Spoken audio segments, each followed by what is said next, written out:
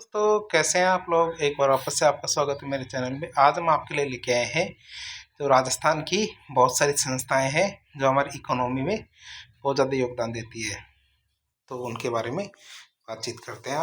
आज का लेक्चर बहुत खास रहेगा क्योंकि लगातार परीक्षाओं में इससे प्रश्न पूछे जाते हैं। जैसे एक संस्था आती है मेरे राजस्थान ग्रामीण आजीविका परिषद। कौन सी है? राजस्थान ग्रामीण आजीविका परिषद, जिसे RGAVP कहते हैं। तो शुरू करें इसकी। तो राजस्थान ग्रामीण आजीविका विकास परिषद, जिसे हम राजीविका भी कहते हैं, इसकी स्थापना राजस्थान सरकार के द्वारा ग्रामीण विकास विभाग के जो प्रशासनिक नियंत्रण में ग्रामीण विकास विभाग के प्रशासनिक नियंत्रण में अक्टूबर 2010 में एक स्वायत्त परिषद के रूप में होती है, मतलब एक सेल्फ डिपेंडेंट परिषद के रूप में होती है। ऐसी परिषद जो अपने डिसीजन खुद लेती हो, उसे हम क्या कहते हैं? स्वायत्त परिषद। तो इसकी स्थापना कब हुई? हमारे 2010 में, अक्टूबर 2010 में इसकी स्थापना हुई थी। परिषद का नाम है राजस्थान ग्रामीण आजीविका विकास परिषद। ये परिषद सोसाइटी पंजीकरण अधिनियम 1958 के अंतर्गत पंजीकृत है।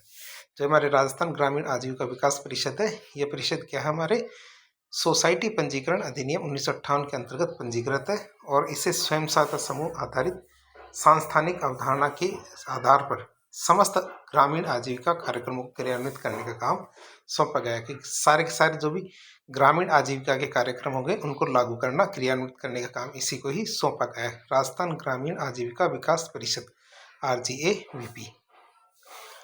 जिसकी बात करें पंजीकरण की, तो पंजीकरण क्या है? हमारे सोसाइटी अधिनियम जो 1958 का है, उसके अंतर्गत वो ये पंजीकृत है। स्थापना हुई अक्टूबर 2010 में। आगे बात करें, इस सोसाइटी का उद्देश्य क्या है? ग्रामीण निर्धनों के लिए स्थायी वित्तीय और प्रभावी सांस्थानिक आधार सृजित करना। जो हमारे ग्रामीण निर्धन है उनके लिए क्या करना है? स्थायी वित्तीय और जो प्रभावी सांस्थानिक आधार, मतलब ऐसे संस्थान बनाने हैं जो उनकी इकोनॉमी को बढ़ा सके, तो उनको सृजित करना है। और एक सतत आजीविका की वृद्धि के माध्यम से, मतलब ऐसी आजीविका बनानी है जो लगातार उनको लाभ देती रहे। ऐसा करके उनकी घरेलू आय में वृद्धि करना ग्रामीणों की। तो वित्तीय चिन्हित लोक सेवाओं तक उनकी पहुंच बढ़ाना और तेजी से बदलते बाहरी सामाजिक, आर्थिक और राजनीतिक परिदृश्य के अनुरूप उनकी व्यवहार क्षमता को बढ़ाना है। तो इस तरह हमने देखा जो हमारी आजीविका है ये क्या क्या कार्य करती है। फिर बात करें कि सभी ग्रामीण निर्धनों को सामाजिक, आर्थिक और जाति आधारित जनगणना होती है, जिसे SECC मतलब social economic and caste census social economic and caste census एवं सहभागिता पहचान प्रक्रिया के द्वारा चिन्हित किया जाता है। किसके आधार पर चिन्हित किया जाता है? जो ग्रामीण निर्धन होंगे उनको कैसे पता चले ग्रामीण है, उसके ऊपर निर्धन भी, तो हमें क्या करते हैं? कास्ट सेंसस होती है सोशल एंड इकोनॉमिक की, तो उसके आधार पे और सहभागिता पहचान प्रक्रिया के द्वारा इनको चिन्हित किया जाता है। वर्तमान में भारत सरकार के द्वारा वित्त पोषित राजीविका द्वारा निम्नलिखित कौन कौन सी राजीविका परियोजनाएं चलाई जा रही है? तो देखें, एक चल रही है हमारे कौन से? राष्ट्रीय ग्रामीण आजीविका मिशन NRLM, जो पूरे राज्य में क्रियान्वित की जा रही है। तो हम ये देख रहे हैं वो परियोजनाएं वैसे तो राजस्थान के लिए बनाई गई है राजीविका। राजस्थान के अंदर जो भी ग्रामीण क्षेत्र के अंदर जो भी कार्य किए जाएंगे गरीबों के लिए, वो हमारे राजीविका के द्वारा किए जाते हैं। लेकिन हमारे केंद्र सरकार की 2 योजनाएं हैं जिनको राजीविका लागू करती है। केंद्र सरकार मतलब भारत सरकार की कौन कौन सी योजनाएं जो हमारी राजीविका संस्थान लागू करती है? एक तो हमारा राष्ट्रीय ग्रामीण आजीविका मिशन, जिसे NRLM कहते हैं। दूसरा हमारे है राष्ट्रीय ग्रामीण आर्थिक रूपांतरण परियोजना NRETP। NRETP मतलब national rural economic transformation program या प्रोजेक्ट भी कह सकते हैं, प्रोजेक्ट कहेंगे। तो हमारे NRETP राजस्थान राज्य के 9 जिलों के 36 ब्लॉकों में संचालित की जा रही है। कितने? 9 जिलों के 36 ब्लॉकों में चल रही है राष्ट्रीय ग्रामीण आर्थिक रूपांतरण परियोजना। ये 2 परियोजनाएं हैं जो हमारे केंद्र सरकार की है और चल कहाँ रही है? हमारी राजस्थान में। राजीविका के अंतर्गत देखें तो क्रियान्वित की जा रही मुख्य गतिविधियों हैं संगठन निर्माण, क्षमता संवर्धन, वित्तीय समावेशन, आजीविका विकास और कन्वर्जेंस सम्मिलित होता है। तो हम इनको ज़्यादा नहीं देखेंगे, केवल मेन चीज़ें ही देखेंगे। क्यों? क्योंकि इम्पोर्टेंट परीक्षाओं के लिए इतना ही होता है। तो हमने आजीविका के बारे में देखा। अगली हमारी संस्थान आती है कौन सी, बायोफ्यूल प्राधिकरण। क्या बायोफ्यूल प्राधिकरण के बारे में बातचीत करें तो बायोफ्यूल क्या होता है, बायोफ्यूल ऊर्जा के वैकल्पिक स्रोत के रूप में उभर कर आया है। बायोफ्यूल क्या है, ऊर्जा के वैकल्पिक स्रोत के रूप में उभर के आया है। राज्य की ऊर्जा सुरक्षा के लिए जैव ईंधन की क्षमता को दोहन किया जा सकता है। वह हम क्या ये कह सकते हैं, क्यों, क्योंकि राजस्थान में क्या पानी की मात्रा तो वैसे भी कमी है, वर्षा की मात्रा भी कमी है, इस वजह से यहाँ पे जो हमारी जल विद्युत है इसका निर्माण की आशंका या संभावना कम नहीं होती है। इसलिए क्या करेंगे हम, राज्य की जो ऊर्जा सुरक्षा है उसके लिए हम क्या करेंगे, जैव ईंधन की क्षमता का दोहन कर सकते हैं कि हमारे यहाँ पे काफ़ी खाली भूमि है, बंजर भूमि है, तो उस भूमि का उपयोग हम जैव ईंधन के उत्पादन में कर सकते हैं। तो राजस्थान की बंजर भूमि में रतनजोत और अन्य समकक्ष तेलीय पौधों की खेती से हम जैविक ईंधन के उत्पादन की संभावना को देखते हुए 2007 में राज्य सरकार के द्वारा राज्य में बायोफ्यूल नीति घोषित की गई। क्या 2007 में क्या राज्य सरकार द्वारा राज्य में बायोफ्यूल नीति घोषित कर अलग से बायोफ्यूल प्राधिकरण का गठन कर दिया। क्या किया, 2007 में हमारे बायोफ्यूल प्राधिकरण का गठन कर दिया, साथ ही साथ बायोफ्यूल नीति भी घोषित कर दी। राजस्थान राज्य के जो 12 जिले हैं, 12 में कौन कौन से, 12 बांसवाड़ा, भीलवाड़ा, बूंदी, चित्तौड़गढ़, डूंगरपुर, झालावाड़, कोटा, राजसमंद, सिरोही, उदयपुर और प्रतापगढ़, ये जो 12 जिले हैं इनमें रतनजोत और उनके समकक्ष पौधे वो उगाए जा रहे हैं। ताकि क्यों, जो भी यहाँ की बंजर भूमि है वहाँ पे इनको उगाया जा रहा है, किसको, रतनजोत को। और जो हमारे राजस्थान के 8 पूर्वी जिले हैं, अलवर, भरतपुर, दौसा, धौलपुर, जयपुर, करौली, सवाईमाधोपुर, टोंक, इनमें करंज पौधा उगाया जा रहा है। तो 12 जिलों में तो हम क्या कर रहे हैं, रतनजोत उगा रहे हैं, और 8 जिलों में क्या कर रहे हैं, करंज पौधा उगा रहे हैं, जिससे हम क्या करेंगे, बायोफ्यूल बनाएंगे। रतनजोत और करंज आप याद रखेंगे। जब हम ये जो बायोफ्यूल प्राधिकरण बनाए इसकी मुख्य गतिविधियों की बात करें, राज्य में क्या गुणवत्तापूर्ण बायोडीजल की खुदरा बिक्री सुनिश्चित करने के लिए के प्रयोजन से बायोडीजल B100 विनिर्माता, आपूर्तिकर्ता, खुदरा विक्रेताओं का पंजीकरण किया जा रहा है। तो वही सीधी बात है कि हम जैसे रतनजोत और करंज पौधा उगा रहे हैं, इनसे जो तेल निकलता है, तेल निकलने के बाद जो फिर उससे डीजल बनेगा, डीजल नॉर्मल तो होगा नहीं, वो कौन सा होगा, बायोडीजल। क्या कहेंगे उसे, बायोडीजल। और उस बायोडीजल का नाम क्या रहेगा, B100। क्या रहेगा, B100। तो हम क्या ऐसी ऐसी कंपनियों को बुला रहे हैं कि जो उस तेल को खरीदे और उसे बायोडीजल बनाए। तो हमने इसका काम शुरू कर दिया। राष्ट्रीय बायो एनर्जी कार्यक्रम 2021 और राष्ट्रीय जैव ईंधन नीति 2018, इसके अंतर्गत बायोगैस कार्यक्रम और अन्य वैकल्पिक ईंधनों का प्रसार किया जा रहा है। बंजर भूमि एवं चारागाह विकास बोर्ड के निर्धारित कार्यों और उत्तरदायित्व के लिए संबंधित विभागों से समन्वय किया जा रहा है। जो भी विभाग है उनसे बातचीत की जा रही है, किसके तहत, बंजर भूमि और चारागाह विकास बोर्ड के निर्धारित कार्यों और उत्तरदायित्व हेतु ग्रामीण आदिवासी बहुल क्षेत्रों में आय के जो वैकल्पिक अवसर है सर्जित करने हेतु अखाद्य तेलीय पौधों जैसे हमारे रतनजोत, महुआ, करंज, नीम, इनका महात्मा गांधी नरेगा और अन्य विभागों के अभिसरण से पौधारोपण किया जाएगा और क्षमतावर्धन और प्रशिक्षण कार्यक्रम का आयोजन किया जा रहा है। तो हमने ये देख लिया, नरेगा को भी इसमें शामिल कर लिया है। इसके अंतर्गत हम इन पौधों का रोपण करवा सकते हैं, साथ ही साथ अन्य प्रशिक्षण कार्यक्रम की भी आयोजन कर सकते हैं। फिर बात करें बायोफ्यूल प्राधिकरण, तो बन गया B100, हमने बायोडीजल भी बना लिया अब, और उनको धीरे धीरे करके बढ़ा भी रहे हैं। लेकिन हमारी उपलब्धियां क्या है वो देखें। पहली उपलब्धि आती है हमारी पेट्रोलियम और प्राकृतिक गैस मंत्रालय भारत सरकार के द्वारा जारी अधिसूचना 30 अप्रैल 2019 के अनुपालन राज्य में बायोडीजल B100 की खुली बिक्री विनियमित करने के प्रयोजन से राजस्थान जैव ईंधन नीति नियम 2019 का निरूपण और इन नियमों के अंतर्गत बायोडीजल विनिर्माताओं, आपूर्तिकर्ताओं और खुदरा विक्रेताओं के पंजीकरण की प्रक्रिया का निर्धारण किया जा रहा है। तो हम ये कर रहे हैं। इसके अंतर्गत राजस्थान राज्य में परिवहन प्रयोजन के लिए राजस्थान राज्य में परिवहन प्रयोजन के लिए हाई स्पीड डीजल में बायोडीजल B100 के सम्मिश्रण के लिए बायोडीजल में हम डीजल में क्या कर रहे हैं, हाई स्पीड डीजल में क्या कर रहे हैं, बायोडीजल B100 का मिलाने की बात कर रहे हैं।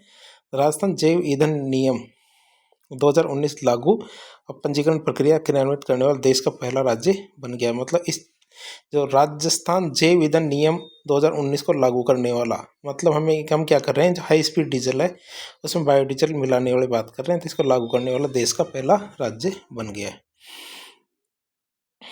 12 बायोडीजल B100 विनिर्माताओं, क्या 12 बायोडीजल B100 विनिर्माताओं के पंजीकरण के द्वारा राज्य में परिवहन प्रयोजन के लिए हाई स्पीड डीजल में बायोडीजल के सम्मिश्रण हेतु 4.20 लाख लीटर प्रतिदिन बायोडीजल की उपलब्धता सुनिश्चित की गई। कितनी?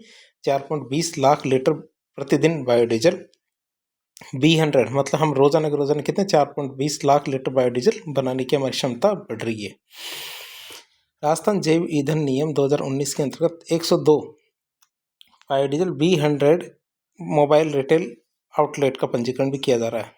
तो इसके अंतर्गत हमने क्या किया, आउटलेट रिटेल कितने 102 भाई ऐसी दुकानें या शोरूम टाइप के बनाएंगे जहाँ पे ये B100 का हमारा बायोडीजल मिल जाएगा। बायोडीजल उत्पादकों विक्रेताओं के पंजीकरण प्रक्रिया को सरल, सुलभ और निश्चित अवधि में पूर्ण करने के लिए ऑनलाइन पंजीकरण प्रणाली को अपनाया जा रहा है कि भाई जो भी कोई बायोडीजल उत्पादन करना चाहता है, बेचना चाहता है, तो उसका पंजीकरण करना क्या कहता है, कठिन नहीं होना चाहिए। उसके लिए उसको सरल बनाना, सुलभ बनाना और निश्चित समय अवधि में पूर्ण करने के लिए ऑनलाइन पंजीकरण प्रणाली प्रारंभ करने शुरू कर दिया गया है। जैव ऊर्जा के दोहन, उत्पादन और उपयोग को बढ़ावा देने के उद्देश्य से, क्या जैव ऊर्जा के दोहन, उत्पादन और उपयोग को बढ़ावा देने के उद्देश्य से राज्य का बायो एनर्जी रोड मैप तैयार किया जाना भी प्रस्तावित है। क्या कर रहे हैं हम, जैव ऊर्जा के दोहन, उत्पादन और उपयोग को बढ़ावा देने के उद्देश्य से क्या राज्य का बायो एनर्जी रोड मैप तैयार किया जाना प्रस्तावित है। भारत सरकार के नवीन और नवीकरणीय ऊर्जा मंत्रालय के एक केंद्रीय क्षेत्र की योजना राष्ट्रीय जैव ऊर्जा कार्यक्रम के बायोगैस कार्यक्रम के तहत चालू वित्त वर्ष में लगभग 400 परिवारों के बायोगैस संयंत्रों का निर्माण प्रस्तावित है। कितना? 400 परिवारों के बायोगैस संयंत्रों का निर्माण प्रस्तावित है। नेशनल बायो एनर्जी प्रोग्राम के तहत एक प्रोग्राम चलता है, नेशनल बायो एनर्जी प्रोग्राम में। इसके तहत वेस्ट टू एनर्जी, मतलब जो हमारा कचरा होता है, कचरे से हमें ऊर्जा बनानी है। एंड बायोमास प्रोग्राम, तो हम देख सकते हैं नेशनल बायो एनर्जी प्रोग्राम है। तो इसके अंतर्गत हम क्या करें, waste to energy and biomass program, नवीन एंड नवीकरणीय ऊर्जा मंत्रालय भारत सरकार की, क्या नवीन और नवीकरणीय ऊर्जा मंत्रालय भारत सरकार की केंद्रीय क्षेत्र की योजना को लागू करने का प्रस्ताव किया गया है। तो हमने इसको देख लिया। अब आता है इसी के तहत हम बायोफ्यूल प्राधिकरण के अंतर्गत हम B100 हम बायोडीजल तो बना रहे हैं, लेकिन उसके लिए जेट्रोफा और करंज 12 जिले और 8 जिले तो हमने तय कर दिए, लेकिन उसके लिए हमें एक बोर्ड तो बनाना पड़ेगा। और बोर्ड क्या होगा, जो हमारे राजस्थान की बंजर भूमि और चारागाह विकास बोर्ड है, ये कार्य करेगा भूमि अलॉटमेंट का। भूमि अलॉटमेंट की बात करें तो राजस्थान बंजर भूमि विकास बोर्ड को राज्य की बंजर भूमि और चारागाह को विकसित करने के उद्देश्य से 22 दिसंबर 2016 को बंजर भूमि चारागाह विकास बोर्ड के रूप में पुनर्गठित किया गया है। अब ये पुनर्गठित बंजर भूमि और चारागाह विकास बोर्ड का पुनर्गठन 11 फरवरी 2022 को किया गया। और ये 8 जिलों कौन कौन से, कोटा, बारां, बूंदी, झालावाड़, जैसलमेर, बाड़मेर, जोधपुर, बीकानेर में ITC और EFS के समन्वय से इन जिलों में त्रिस्तरीय बंजर भूमि और चारागाह विकास समितियों के सदस्यों एवं संबंधित भागीदारों की क्षमता अभिवर्धन और प्रशिक्षण कार्यक्रमों का निर्धारण किया जा रहा है। तो सीधी सीधी बात है, कोई दिक्कत वाली बात नहीं है। राजस्थान बंजर भूमि चारागाह विकास बोर्ड में जो 8 जिले हैं, कोटा, बारां, बूंदी, झालावाड़, जैसलमेर, बाड़मेर, जोधपुर, बीकानेर, इसमें क्या करेंगे, 3 स्तर के हम क्या करेंगे, बंजर भूमि और चारागाह विकास समितियों को गठन करेंगे। अब वही है कि भूमियाँ भी ले ली, फिर उसको विकसित भी करना, बहुत सारे काम करने होते हैं। क्यों? क्योंकि हमें बायोडीजल बनाना है, तो उसके लिए बहुत सारा कार्य करना पड़ता है। तो ये बोर्ड ही सब चीज़ों को निर्धारण करेगा। इसके बाद आते हैं मेरी संस्था का नाम आता है रूडा। क्या था? रूडा। रूडा की बात करें तो ग्रामीण गैर कृषि विकास अभिकरण रूडा। तो राजस्थान सरकार के द्वारा ग्रामीण गैर कृषि विकास अभिकरण रूडा की स्थापना नवंबर 1995 में एक स्वतंत्र अभिकरण के रूप में, जैसे एक स्वतंत्र अभिकरण के रूप में राज्य में ग्रामीण गैर कृषि क्षेत्र को बढ़ावा देने के लिए, किसके लिए, ग्रामीण गैर कृषि क्षेत्र को बढ़ावा देने के लिए एक स्वतंत्र एजेंसी के रूप में की गई थी। क्या किया गया? एक स्वतंत्र एजेंसी के रूप में नवंबर 1995 में एक स्वतंत्र अभिकरण के रूप में ग्रामीण गैर कृषि क्षेत्र को बढ़ावा देने के लिए की गई थी। किसकी स्थापना? रूडा। रूडा मतलब ग्रामीण गैर कृषि विकास अभिकरण।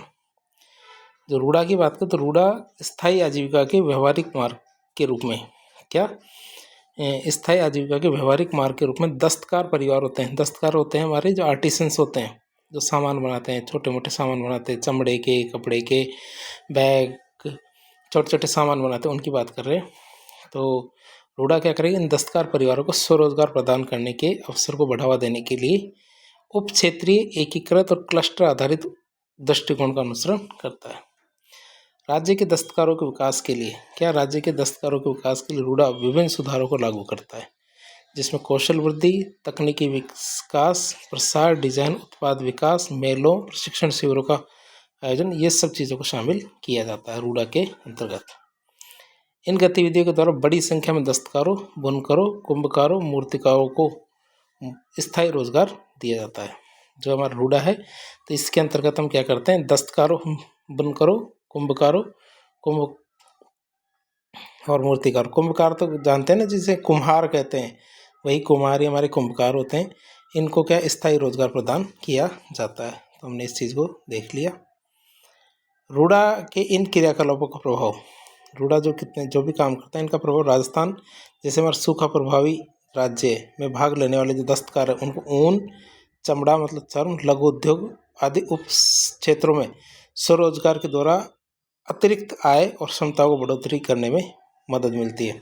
फिर रूडा जो भी गतिविधियाँ चलाता है, रूडा के द्वारा चलाई जाने वाली गतिविधियाँ क्या होती है, गैर कृषि क्षेत्र के लिए होती है। गैर कृषि क्षेत्र में फिर वही आती है जहाँ मान लो कि अकाल सूखा ही पड़ता है, तो वहाँ ऊन, चमड़ा, लघु उद्योग, इनसे संबंधित जो गतिविधियाँ की जाती है, तो स्वरोजगार के द्वारा अतिरिक्त आय और क्षमता बढ़ोतरी में बहुत ज़्यादा कार्य किया जाता है।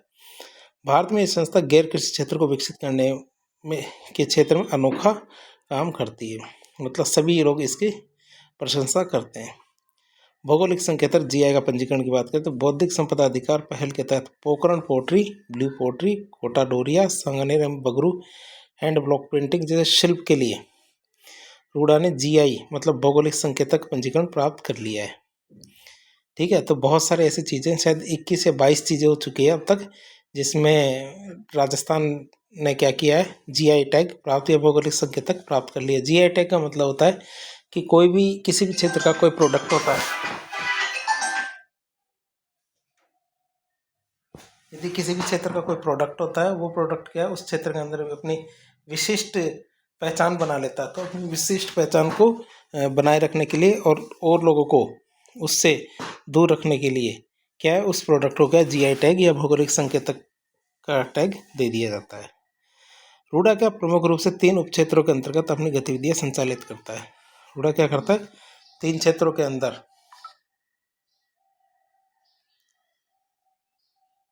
अपनी गतिविधियां संचालन करता है, मतलब कि रोजगार प्रदान करना, और अपनी जो गतिविधियां 3 क्षेत्रों के अंदर सीमित रखता है। कौन कौन सी, चमड़ा, ऊन और वस्त्र, लघु उद्योग SCP।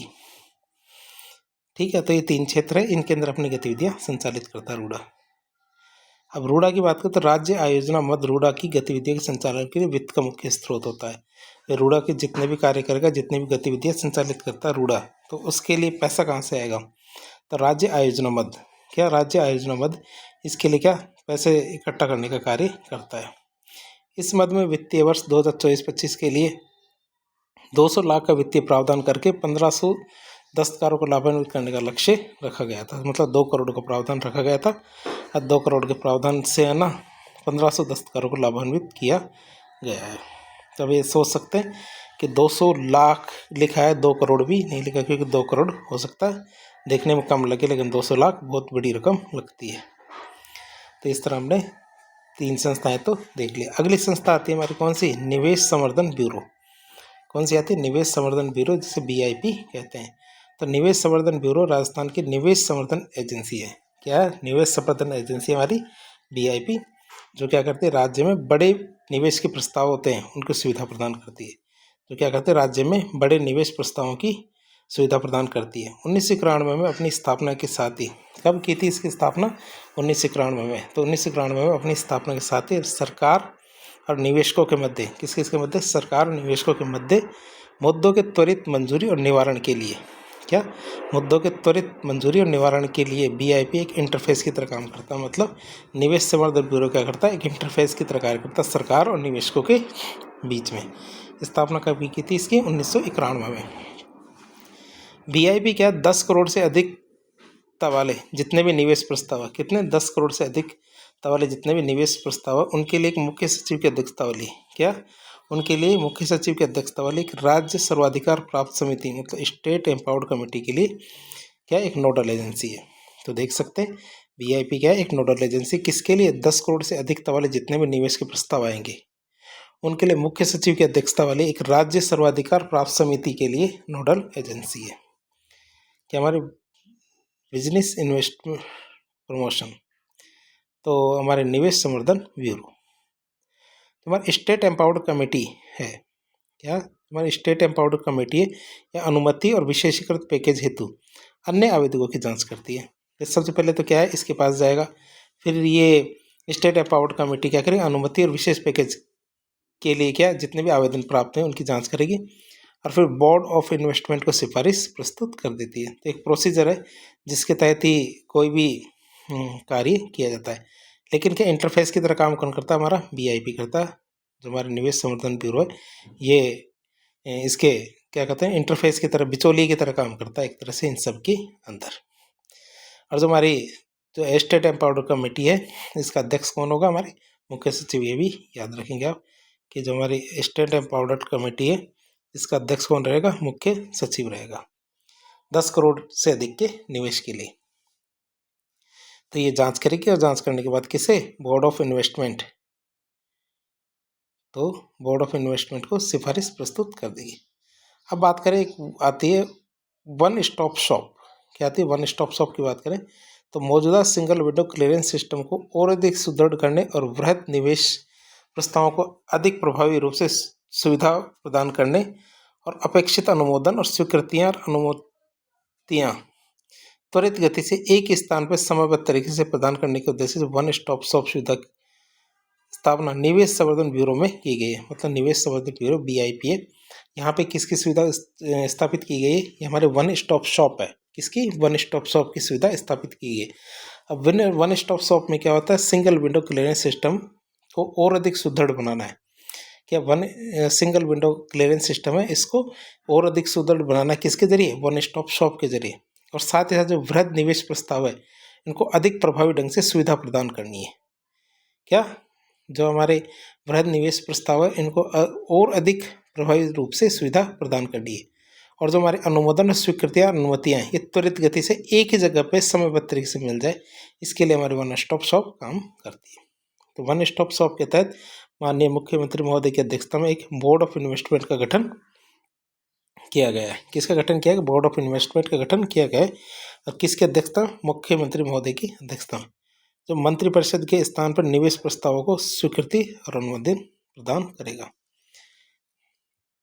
तो ये हमने देख लिया हमारी बीआईपी। अब आते हैं हमारे रिक्को। क्या आती है, रिक्को। रिक्को की बात करें तो रिक्को का पूरा नाम यदि आपसे पूछा जाए तो आपको बताना। रिक्को का पूरा नाम है हमारा राजस्थान राज्य औद्योगिक विकास एवं विनियोजन लिमिटेड। क्या रिक्को का पूरा नाम क्या है, राजस्थान राज्य औद्योगिक विकास एवं विनियोजन निगम लिमिटेड, रिक्को। ये क्या राजस्थान राज्य के औद्योगिक विकास को गति देने वाली शीर्ष संस्था है। क्या राजस्थान राज्य के जो औद्योगिक विकास है उसको जो गति देने के काम में सबसे टॉप लेवल पे काम कौन करती है, हमारी रिक्को काम करती है। इसकी स्थापना कब हुई थी, 1980 में की गई थी। इसकी स्थापना 1980 में की गई थी, लेकिन ये आज भी बढ़िया काम कर रही है। ये क्या राज्य में निवेश को आकर्षित करने के लिए औद्योगिक आधारभूत सुविधाओं को आकर्षित करने और उनको वित्तीय सहायता प्रदान करने में भी काम करती है। तो इतना बढ़िया काम कर रही है हमारी रिक्को। अब रिक्को की बात करें, रिक्को क्या क्या काम करती है उसके बारे में बातचीत करें। तो कार्य की बात करें तो सबसे पहले आधारभूत विकास की बात करते हैं। रिक्को क्या करती है, औद्योगिक क्षेत्रों की स्थापना, औद्योगिक इकाई हेतु आधारभूत सुविधाओं का विकास करती है। क्या औद्योगिक क्षेत्रों की स्थापना और औद्योगिक इकाई हेतु आधारभूत सुविधाओं का विकास करती है। वित्तीय सहायता की बात करें इसकी तो रिक्को क्या है, रिक्को राजस्थान में औद्योगिक विकास हेतु उद्योगों और अन्य परियोजनाओं को वित्तीय सहायता प्रदान करती है। तो ये भी काम करती है। रिक्को राज्य में क्या है, लघु मध्यम और वृहद श्रेणी की जो औद्योगिक इकाइयाँ हैं उनके विकास के लिए अनेक प्रकार की रियायतें और प्रोत्साहन भी देने का काम करती है। रिको क्या करती है, राज्य में जो लघु, मध्यम और वृहद श्रेणी की औद्योगिक इकाइयाँ हैं, क्या लघु, मध्यम और वृहद श्रेणी की जो औद्योगिक इकाइयाँ हैं इनके विकास के लिए अनेक प्रकार की रियायतें और प्रोत्साहन देने का काम भी करती है। यह क्या करती है, उद्यमियों को तकनीकी और प्रबंधकीय सेवाएं और सहायता भी प्रदान करती है। रिको की एक मुख्य गतिविधि क्या, राज्य में स्थापित विविध जो परियोजनाएं हैं उनको सावधि ऋण प्रदान करना है, मतलब एक लिमिट का लोन भी देने का काम करती है। ऐसा नहीं कि केवल यही कार्य करती है, रिको और भी बहुत सारे कार्य करती है। रिको की बात करें तो वित्तीय वर्ष 2023-24 के दौरान रिको के द्वारा राज्य में 10 नए औद्योगिक क्षेत्र विकसित किए गए हैं। कितने, 10 नए औद्योगिक क्षेत्र भी विकसित किए गए हैं। जैसे ओसियां है हमारे जोधपुर में, उमरिया झालावाड़ में, राजास नागौर में, कुंज बिहारीपुरा जयपुर में, नाडोल पाली में, धर्मपुरा बाड़मेर में, नैनवा बूंदी में, वरकाना पाली में, वरकाना पाली में, माल की तूस उदयपुर में, मालवा की चोरा उदयपुर में। तो हमारे 10 औद्योगिक क्षेत्र विकसित किए गए हैं हमारे किसके द्वारा, रिको के द्वारा। अब बात करते हैं केंद्र प्रवर्तित योजनाएं। तो रिको क्या है, सेंट्रल गवर्नमेंट की कौन सी योजनाएं लागू करता है उसके बारे में बात करें तो micro small enterprises cluster development. क्या micro small enterprises cluster development की बात करें तो प्रोग्राम योजनाएं लघु उद्योग के विकास के लिए ग्रामीण और अविकसित क्षेत्र उनमें एकीकृत संरचना प्रदान करने के लिए micro small enterprises cluster development program स्थापित ये प्रारंभ किया गया है। ये प्रोग्राम चल रहा है।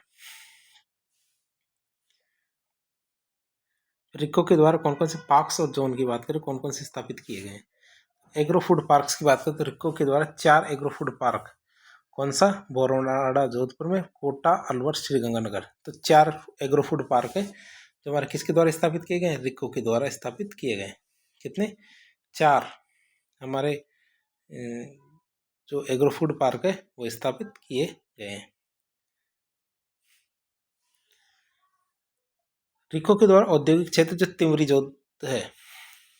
तिवरी जोधपुर में लगभग 33 हेक्टेयर भूमि पर कृषि एवं खाद्य प्रसंस्करण क्षेत्र भी विकसित किया गया है। क्या कृषि एवं खाद्य प्रसंस्करण क्षेत्र भी विकसित किया गया है, कितने, 33 हेक्टेयर भूमि पर। जापानी क्षेत्रीय जोन की बात करें, क्या जापानी क्षेत्रीय जोन की बात करें तो जापानी जोन रिको नीमराणा के द्वारा नीमराणा औद्योगिक क्षेत्र जिला अलवर में जापानी क्षेत्र स्थापित किया गया। इस औद्योगिक क्षेत्र में अनेक बहुराष्ट्रीय कंपनी जैसे Daikin, Hitachi, Astemo, Dainichi, Colour, Toyota, गोंसिमिडा, Mikuni, Nidec, Unicharm, hygienic, Tokai, रिकामिंडा, तो इस तरह की बहुत सारी कंपनियां हैं जो हमारी जापानी क्षेत्र है जो नीमराणा है वहाँ पे काम कर रही है। वर्तमान में इस पार्क में 49 इकाइयाँ काम कर रही है। कितनी, 49। और इन इकाइयों के द्वारा 26,000 से ज़्यादा लोगों को प्रत्यक्ष और अप्रत्यक्ष रूप में रोजगार दिया जा रहा है। तो ध्यान रखना, हमारे एक तो नीमराणा है और एक गीलोट है, 2 इलाके हैं वहाँ पे क्या ये जो हमारे जापानी क्षेत्र विकसित किए जा रहे हैं। तो दोनों क्षेत्र का नाम आप याद रखेंगे, एक तो गीलोट है और एक क्या हमारे नीमराणा है। फिर बात करें sports goods and toys zone. तो रिको के द्वारा औद्योगिक क्षेत्र कुचखेड़ा भिवाड़ी द्वितीय में विस्तृत sports goods and toys zone विकसित किया गया है। कहाँ पे, रिको भिवाड़ी कुचखेड़ा में। फिर बात करें med tech medical devices park. तो जोधपुर के बोरनाडा में रिको के द्वारा med tech medical device park विकसित किया गया। किसने, रिको के द्वारा med tech medical devices park स्थापित किया गया। कहाँ पे, बोरनाडा जोधपुर में। फिर बात करें इंटीग्रेटेड रिसोर्स रिकवरी पार्क। क्या इंटीग्रेटेड रिसोर्स रिकवरी पार्क की बात करें तो रिको ने प्रदूषण नियंत्रण और पर्यावरण संरक्षण को बढ़ावा देने के लिए जयपुर जिले के जम्बोरामगढ़ थोलाई औद्योगिक क्षेत्र में इंटीग्रेटेड रिसोर्स रिकवरी पार्क विकसित किया है। किसके लिए, जो हमारे रिको ने प्रदूषण नियंत्रण और पर्यावरण संरक्षण को बढ़ावा देने के लिए जयपुर जिले के जम्बोरामगढ़ थोलाई औद्योगिक क्षेत्र में इंटीग्रेटेड रिसोर्स रिकवरी पार्क विकसित किया है। विशेष आर्थिक क्षेत्र की बात करें जिसे सेज कहते हैं, सेज की बात करें तो सेज, राजस्थान में सेज का अर्थ होता है सुरक्षित, ये काम सेज करना। तो सेज की बात करें तो रिको के द्वारा दो विशेष आर्थिक क्षेत्र जो अब क्या बहु उत्पाद विशेष आर्थिक क्षेत्र में बदल गए। जेम्स एंड ज्वेलरी प्रथम और द्वितीय, ठीक है, ये हमारे कहाँ है, सीतापुर औद्योगिक क्षेत्र जयपुर में स्थापित किए गए। कहाँ पे, रिको के द्वारा जेम्स एंड ज्वेलरी प्रथम और द्वितीय का सीतापुर औद्योगिक क्षेत्र जयपुर में स्थापित किए गए। महिंद्रा ग्रुप ने रिको के साथ मिलकर, क्या महिंद्रा ग्रुप ने रिको के साथ मिलकर महिंद्रा वर्ल्ड सिटी जयपुर में 6,206 करोड़ निवेश के साथ एक बहुउत्पाद विशेष आर्थिक क्षेत्र की स्थापना की है। जहाँ पे महिंद्रा वर्ल्ड सिटी जयपुर में। अब ये जो हमारे रिको है, तो रिको की बात करें, इसके द्वारा कौन कौन सी गतिविधियाँ और अभिनव योजनाएं शुरू की गई उनकी बात करें। अग्निशमन केंद्रों की स्थापना, औद्योगिक इकाइयों की आगजनी की घटनाओं के बचाव के लिए, क्या अग्निशमन केंद्रों की स्थापना की बात करें तो औद्योगिक इकाइयों को आगजनी की घटनाओं से बचाव के लिए केशवाना नीमराणा, खेरथल अलवर, खारा बीकानेर और कलडवास उदयपुर और रतनगढ़ चूरू, ये 5 जगह याद रखना आप। केशवाना नीमराणा, खेरथल अलवर, खारा बीकानेर, कलडवास उदयपुर और रतनगढ़ चूरू, यहाँ पे 5 अग्निशमन केंद्र स्थापित किए गए हैं। कितने, 5 अग्निशमन केंद्र स्थापित किए गए हैं इन सब जगह पे। जेम्स एंड ज्वेलरी, रतन और आभूषण को प्रोत्साहन देने के लिए रिको के द्वारा जेम्स एंड ज्वेलरी को बढ़ावा देने के लिए सीतापुर औद्योगिक क्षेत्र में जयपुर में जेम्स बोर्ड्स की स्थापना की गई। किसकी, जेम्स बोर्ड्स की स्थापना की गई है। तो सर हमने रिको के बारे में देख लिया। 1980 के अंदर इसकी स्थापना की गई थी। फिर आता राजसिको। राजसिको की बात करें तो राजस्थान लघु उद्योग निगम लिमिटेड, क्या राजस्थान लघु उद्योग निगम लिमिटेड मतलब राजसिको। तो राजस्थान लघु उद्योग निगम लिमिटेड की स्थापना लघु उद्योगों और कारीगरों को सहायता देने और उनके द्वारा उत्पादित वस्तुओं के समुचित विपणन की सुविधा प्रदान करने के लिए जून 1961 में इसकी स्थापना की गई थी। कब की गई स्थापना इसकी, जून 1961 में इसकी स्थापना की गई थी, राजस्थान लघु उद्योग निगम लिमिटेड। तो एक वाणिज्यिक संगठन होने के नाते यह बाजार की मांग को देखते हुए डिजाइन में बदलाव लाने, नई तकनीक के साथ नए उत्पादों को पेश करने का प्रयास कर रहा है। तो ये क्या कर रहा है, नई तकनीक के साथ नए उत्पादों को पेश करने का प्रयास कर रहा है। और क्या कैसे कैसे, वही बाजार की जो मांग है उसको देखते हुए डिजाइन में बदलाव लाने के लिए कर रहा है।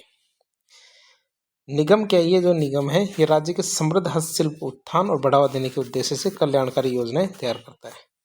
ये जो निगम है ये क्या क्या कार्य करता है, ये राज्य के समृद्ध हस्तशिल्प उत्थान और बढ़ावा देने के उद्देश्य से क्या कल्याणकारी योजनाएं तैयार करता है। क्या करता है, कल्याणकारी योजनाएं तैयार करता है। निगम की बात करते हैं, निगम के द्वारा प्रत्येक वर्ष, क्या निगम के द्वारा प्रत्येक वर्ष प्रत्यक्ष और अप्रत्यक्ष रूप से 10,000 से अधिक व्यक्तियों को रोजगार उपलब्ध कराया जाता है। तो प्रत्यक्ष रूप से देखो चाहे अप्रत्यक्ष रूप से देखो, राशिकों के द्वारा क्या होता है, 10,000 से ज़्यादा लोगों को रोजगार प्रदान या उपलब्ध कराया जाता है। निगम जयपुर, भीलवाड़ा, जोधपुर में स्थित शुष्क बंदरगाह मतलब इनलैंड कंटेनर डिपो के माध्यम से राजस्थान के जो निर्यातक और आयातक है उनको निर्यात आधारभूत सेवाएं प्रदान कर रहा है। तो आप इसे याद रखेंगे, राजस्थान के अंदर कितने इनलैंड कंटेनर डिपो है, तो राजस्थान के अंदर क्या है, 3 इनलैंड कंटेनर डिपो है। कौन कौन से, जयपुर, भीलवाड़ा और जोधपुर। कौन कौन से, जयपुर, भीलवाड़ा और जोधपुर, क्या 3 इनलैंड कंटेनर डिपो है राजस्थान के अंदर। लेकिन चालू की बात करें तो हमारे आयात निर्यात की सुविधाएं केवल जोधपुर जयपुर से ही दी जा रही है। हमारे भीलवाड़ा वाला है वो अभी तक काम नहीं कर रहा है। आप इसे याद रखेंगे, कौन कौन से इनलैंड कंटेनर डिपो है, जयपुर है, जोधपुर है और भीलवाड़ा है। इसके अतिरिक्त निगम के द्वारा हवाई मार्ग से आयात निर्यात की सुविधाएं सांगानेर एयरपोर्ट जयपुर में स्थित जो एयर कार्गो कॉम्प्लेक्स है उसके माध्यम से दी जा रही है। इसके अलावा बात करें तो निगम के द्वारा हवाई मार्ग से आयात निर्यात की सुविधाएं क्या, सांगानेर एयरपोर्ट जयपुर में स्थित एयर कार्गो कॉम्प्लेक्स है उसके माध्यम से दी जा रही है। तो ये भी बहुत अच्छी सुविधा है।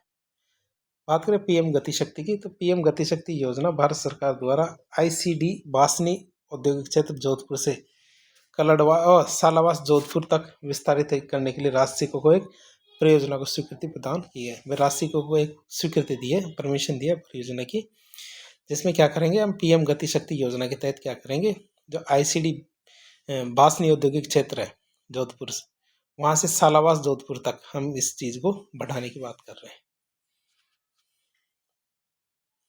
तो ये सारा काम कौन करेगा? राजसिको करेगा। राजसिको की और बात करें तो भारत सरकार की ट्रेड इंफ्रास्ट्रक्चर सर्विसेज स्कीम, क्या भारत सरकार की एक स्कीम है, योजना है ट्रेड इंफ्रास्ट्रक्चर सर्विसेज स्कीम। इसके तहत इंलैंड कंटेनर डिपो मानसरोवर जयपुर में एक नवीन एयर कार्गो कॉम्प्लेक्स भवन का निर्माण किया जाएगा। कहाँ पे? मानसरोवर जयपुर में क्या किया जाएगा? एक नवीन एयर कार्गो कॉम्प्लेक्स भवन का निर्माण किया गया है। राजसिको की बात करें, राजसिको के अन्य कार्यों में लघु औद्योगिक इकाइयों को विपणन प्रदान करना, राजकीय विभागों को कांटेदार तार, टेंट, तिरपाल, steel furniture, polythene bags, angle iron, post आदि जैसे हमारे लघु उद्योग उत्पादों की आपूर्ति करना भी शामिल होता है। यह क्या करता है? राजस्थान के शिल्पकारों की जो हस्तशिल्प वस्तुओं को जयपुर, उदयपुर, दिल्ली और कोलकाता में स्थित राजस्थली विक्रय केंद्र है। कहाँ कहाँ? हमारे जयपुर, उदयपुर, दिल्ली और कोलकाता में हमारे राजस्थली विक्रय केंद्र है, इनके माध्यम से विपणन करता है। तो राजसिको ये करेगा, जो हमारे शिल्पकार है तो वहाँ से हस्तशिल्प चीज़ों को लेगा, और जो हमारी राजस्थली विक्रय केंद्र है कहाँ कहाँ पे? जयपुर, उदयपुर, दिल्ली और कोलकाता में, वहाँ पे बेचेगा। पूरे राजस्थान में 450 कारीगरों से हस्तशिल्प वस्तुओं को खरीदी की जाती है और शिल्पकारों को प्रोत्साहित करने के लिए निगम के द्वारा प्रदर्शनियों में भाग लिया जाता है। बहुत सारी प्रदर्शनियाँ वहाँ पे भाग लेते हैं। अब बात करते हैं, एक परिषद है राजस्थान निर्यात संवर्धन परिषद। क्या? राजस्थान निर्यात संवर्धन परिषद है, तो इसके बारे में बातचीत करें, जिसको इंग्लिश में कहते हैं Rajasthan export promotion council, REPC। Rajasthan निर्यात संवर्धन परिषद में Rajasthan export promotion council Rajasthan सरकार के द्वारा 8 नवंबर 2019 को स्थापित एक बहुत ही महत्वपूर्ण संस्था है, जिसका उद्देश्य क्या? राज्य से निर्यात को बढ़ावा देना, निर्यातकों का मार्गदर्शन करना, उन्हें आवश्यक सुविधाएं प्रदान करना है। क्या क्या? राजस्थान एक्सपोर्ट प्रमोशन काउंसिल की बात कर रहे हैं, तो ये क्या क्या कार्य करता है? तो इसकी स्थापना की बात करें तो यह 8 नवंबर, कब? 8 नवंबर 2019 को इसकी स्थापना हुई थी, और इसका उद्देश्य क्या था बनाने का? कि राजस्थान राज्य से निर्यात को बढ़ावा देना, साथ ही साथ निर्यातक होते हैं उनका मार्गदर्शन करना, और उन्हें आवश्यक सुविधाएं प्रदान करना है कि भैया उनको कौन कौन सी चीज़ें चाहिए, वो सारी चीज़ें उनको उपलब्ध होनी चाहिए। तो सारे काम करना किसका काम है? REPC का। फिर मुख्य उद्देश्यों की बात करें इसके, तो पहला आता है निर्यात संवर्धन। निर्यात संवर्धन की बात करें तो राज्य के विभिन्न उत्पादों जैसे हस्तशिल्प, रत्न, आभूषण, कृषि उत्पाद जैसे निर्यात को प्रोत्साहन करना भी इसका कार्य है। फिर निर्यातकों का मार्गदर्शन, तो निर्यात से जुड़े प्रक्रियाओं, दस्तावेजों और बाजार की जानकारी प्रदान करना। क्या क्या? निर्यात से जुड़ी प्रक्रियाओं, दस्तावेजों और बाजार की जानकारी प्रदान करना इसका कार्य। समन्वय स्थापित करना, विभिन्न औद्योगिक संगठनों, निर्यातकों और राज्य सरकार के विभिन्न विभागों के बीच में। क्या? विभिन्न औद्योगिक संगठनों, निर्यातकों और राज्य सरकार के विभिन्न विभागों के बीच समन्वय स्थापित करना इसका कार्य है। अब ये कौन कौन से कार्य करता, मतलब कौन कौन सी गतिविधियां है इसकी, उनकी बात करें तो प्रशिक्षण और कार्यशालाएं। पहला तो निर्यातकों और उद्यमियों के बीच के लिए क्या नियमित रूप से प्रशिक्षण कार्यक्रम और कार्यशालाओं का आयोजन भी ये करता है। क्या क्या करता है कि निर्यातकों और उद्यमियों के लिए, क्या निर्यातकों और उद्यमियों के लिए नियमित रूप से प्रशिक्षण कार्यक्रमों और कार्यशालाओं का आयोजन ये करता है नियमित रूप से। डिजिटलीकरण की बात करें तो डिजिटलीकरण की बात करें तो सूक्ष्म और लघु उद्यमों के डिजिटलीकरण के लिए आरोह कंसल्टिंग के साथ समझौता, जिसमें वे वैश्विक बाजार में प्रतिस्पर्धा कर सके। फिर आता समन्वय परिषद का गठन, निर्यात से संबंधित मुद्दों का समाधान और समन्वय के लिए राजस्थान निर्यात संवर्धन परिषद REPCC का गठन भी करता है। क्या करता है कि जो निर्यात से संबंधित जो भी मुद्दे होंगे उनका समाधान और समन्वय के लिए क्या राजस्थान निर्यात संवर्धन समन्वय परिषद, परिषद का नाम आप याद रखेंगे, राजस्थान निर्यात संवर्धन समन्वय परिषद है। इसका गठन भी हमारे ये इसी के द्वारा किया जाता है। तो अब तक इसने कोई काम किए हैं कि नहीं किए ढंग के काम, तो इसने बहुत सारे ढंग के काम किए हैं। इसकी कुछ उपलब्धियाँ हैं। उपलब्धियों की बात करें तो वार्षिक साधारण सभा, REPC ने अपनी तीसरी वार्षिक साधारण सभा की बैठक 6 सितंबर 2023 को आयोजित की थी। कब? 6 सितंबर 2023 को आयोजित की थी, जिसमें निर्यात संवर्धन से जुड़े बहुत सारे मुद्दे हैं, उन पर चर्चा की गई थी। क्या निर्यात संवर्धन से जुड़े बहुत सारे मुद्दे थे, उन पर चर्चा की गई थी। 6 सितंबर 2023 को इसका आयोजन किया था, तीसरी बैठक थी इसका। मिशन निर्यातक वनों की बात करें तो राज्य के उद्योगों को निर्यात के क्षेत्र में प्रोत्साहित करने के लिए यह अभियान शुरू किया गया था 29 जुलाई 2021 से। क्या राज्य के जो उद्यमी हैं उनको निर्यात के क्षेत्र में प्रोत्साहन देने के लिए क्या करना है, निर्यात के क्षेत्र में प्रोत्साहन देने के लिए यह अभियान 29 जुलाई 2021 से शुरू किया गया था, जिसमें REPC बहुत इंपॉर्टेंट भूमिका निभा रहा है। REPC क्या कर रहा है, बहुत इंपॉर्टेंट भूमिका निभा रहा है। फिर आता हमारा अंतर्राष्ट्रीय विदेशी व्यापार मेलों में भाग लेने पर सहायता योजना। क्या अंतर्राष्ट्रीय विदेशी व्यापार मेलों में भाग लेने पर सहायता योजना की बात करें तो यह योजना 2013-14 से लागू की गई है। वर्तमान में इस योजना को नवीन दिशा निर्देश के साथ मार्च 2025 तक बढ़ा दिया गया है।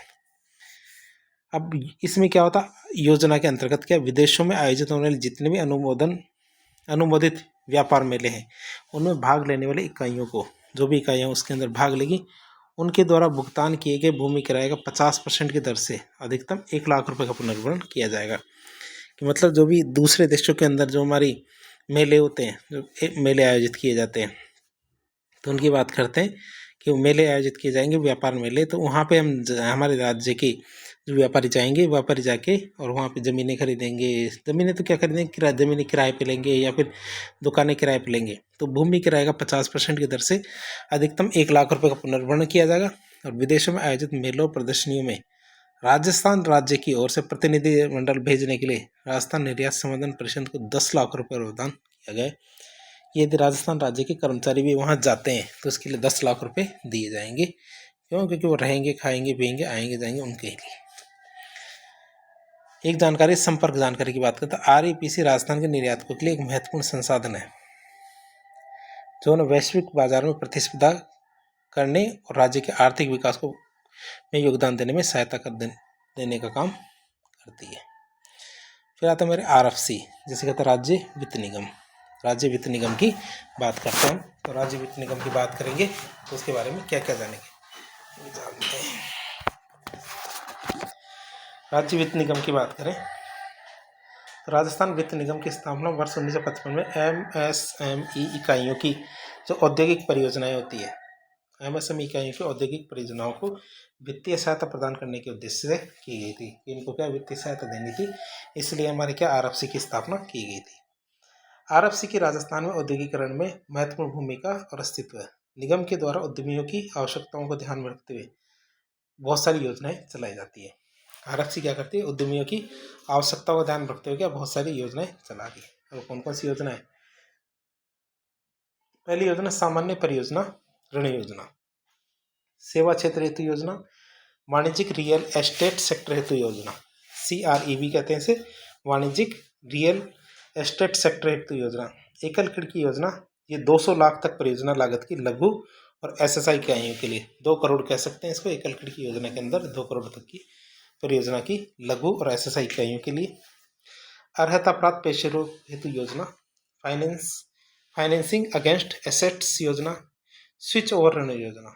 क्या? स्विच ओवर ऋण योजना, सरल योजना, MSME के वर्तमान ऋणियों हेतु टॉपअप ऋण योजना, सौर ऊर्जा परियोजनाओं के वित्त पोषण की योजना, रिक्को द्वारा औद्योगिक इकाइयों, होटल, अस्पतालों के लिए आवंटित भूमि पर वित्त पोषण हेतु ऋण योजना, आयात लाइसेंस वाली मार्बल प्रसंस्करण इकाइयों के लिए विशेष ऋण योजना, युवा उद्यमिता प्रोत्साहन योजना। क्या? युवा उद्यमिता प्रोत्साहन योजना, निगम द्वारा परामर्श सेवाएं।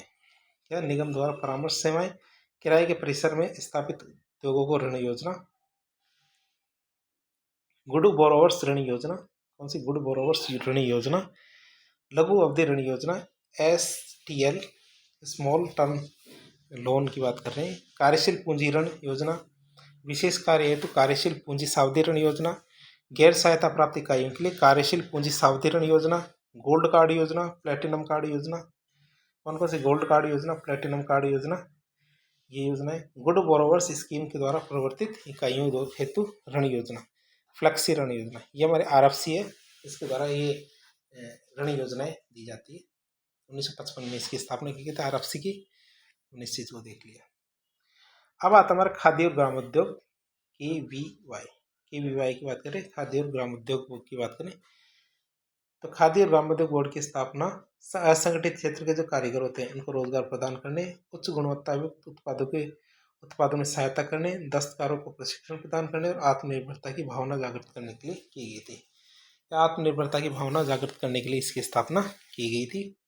राजस्थान के ग्रामीण क्षेत्रों में खादी और ग्रामोद्योग के माध्यम से खादी और ग्रामोद्योग के माध्यम से स्वरोजगार उपलब्ध कराने में राजस्थान खादी और ग्रामोद्योग बोर्ड की बहुत अच्छी भूमिका रही है। वर्तमान में राज्य में खादी और ग्रामोद्योग बोर्ड के द्वारा बहुत सारी योजनाएं चलाई जा रही है। एक आती है हमारी खादी कामगार आर्थिक प्रोत्साहन योजना। खादी कामगार आर्थिक प्रोत्साहन योजना खादी कामगारों को पर्याप्त पारिश्रमिक देने, राज्य में खादी के उत्पादन को प्रोत्साहित करने के उद्देश्य से राज्य में 13 जुलाई 2022 से खादी कामगार आर्थिक प्रोत्साहन योजना लागू की गई है। तब 13 जुलाई 2022 से खादी कामगार आर्थिक प्रोत्साहन योजना लागू की गई है और इस योजना के अंतर्गत लगभग 20,000 खादी कामगारों को फायदा पहुंचाया जा रहा है। दूसरी आती है प्रधानमंत्री ग्रामीण रोजगार सृजन कार्यक्रम। तो प्रधानमंत्री ग्रामीण रोजगार सृजन कार्यक्रम खादी और ग्रामोद्योग आयोग भारत सरकार के माध्यम से खादी और ग्रामोद्योग बोर्ड के द्वारा संचालित किया जा रहा है। तो हमारी खादी और ग्रामोद्योग बोर्ड है, ये बहुत सारी छूटें भी देता है। छूटे रिबेट की बात है, राज्य में खादी वस्त्रों की फुटकर बिक्री पर कुल 50%, कितनी जो हमारे खादी वस्त्र होते हैं इनकी फुटकर बिक्री रिटेलर के रूप में बेचे जाएंगे तो उनकी बिक्री पर कुल 50% राज्य सरकार के द्वारा केवल राज्य में उत्पादित खादी वस्त्रों की बिक्री पर 35% देगी। मार्केटिंग डेवलपमेंट असिस्टेंट मद के अंतर्गत 10% और संस्थाओं द्वारा 5%, तो टोटल कितना 50% छूट हो गई। तो ये छूट हमारे 2 अक्टूबर 2023 से 30 जनवरी 2024 तक दी गई थी। बजट प्रावधान की बात करें तो ऐसा नहीं कि हम इसमें रिनोवेट या चेंज नहीं कर रहे। तो राज्य बजट के अंतर्गत बोर्ड द्वारा विपणन विकास सहायता, मार्केटिंग डेवलपमेंट असिस्टेंस, बोर्ड प्रशिक्षण केंद्र के विकास के लिए अनुदान, computerization of board and centres, khadi की एक नई पहल और भंडार नवीनीकरण आदि का संचालन किया जा रहा है। तो आज के लिए इतना ही रखेंगे। अगले पार्ट में हमारे राजस्थान की बाकी संस्थाओं को पढ़ेंगे। 2 पार्ट के अंदर ये वीडियो रहेगा। इनके अंदर जो भी संस्थाएं आपको बताई जा रही है तो ये हमारी इकोनॉमिक सर्वे से भी ली गई है और भी जो हमारे भारत सरकार और राजस्थान सरकार के जितने भी प्रोग्राम्स होते हैं इनमें ये अपना योगदान देती है। परीक्षा में लगातार पूछी जाती है, इसलिए हमने आपके लिए वीडियो बनाया है।